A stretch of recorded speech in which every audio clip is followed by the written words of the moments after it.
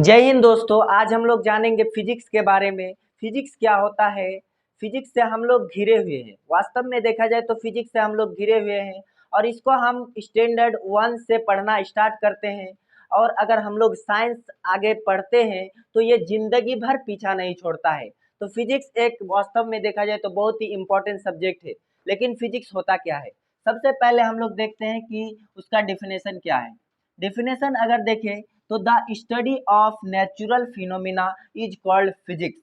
यानी कि हिंदी में देखें तो प्राकृतिक घटनाओं के अध्ययन को फिजिक्स कहते हैं।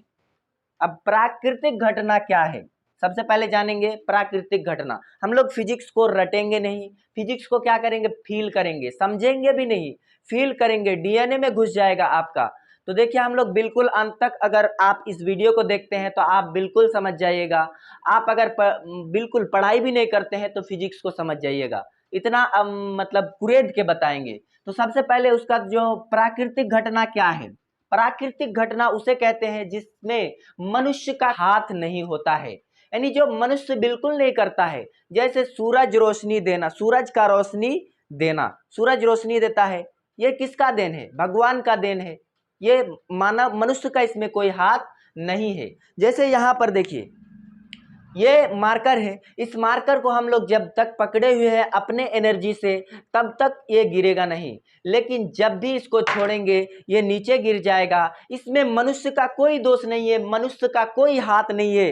ये अपने आप जब भी कोई ऊपर चीज छोड़ेंगे वो नीचे आके पृथ्वी पर गिर जाएगा। ये क्या है, प्राकृतिक घटना है। ये खुदा के द्वारा ये घटना होता है। कैसे होता है, इसको अगर हम लोग जिस चीज के अंदर, जिस किताब के अंदर इसका कारण जानने का कोशिश करते हैं या फिर इस घटना के बारे में जिस किताब के अंदर अध्ययन करते हैं उसी को फिजिक्स कहा जाता है। जैसे सूरज के द्वारा जो प्रकाश दिया जाता है वो प्रकाश जब भी किसी चिकनी सतह से टकराएगा, ये बोर्ड जैसे चिकनी है वैसे अगर इस तरह का चिकनी सतह से जब भी प्रकाश टकराएगा वो प्रकाश का परावर्तन होगा। आप अभी जो हमको देख पा रहे हैं, ये बोर्ड को देख पा रहे हैं, ये प्रकाश का क्या है, परावर्तन। यहाँ से प्रकाश जैसे इस बल्ब से प्रकाश आ रहा है और टकरा कर जाके कैमरे में जाता है और आपका आंख फिर उसको क्या करता है, ऑब्जर्व करता है,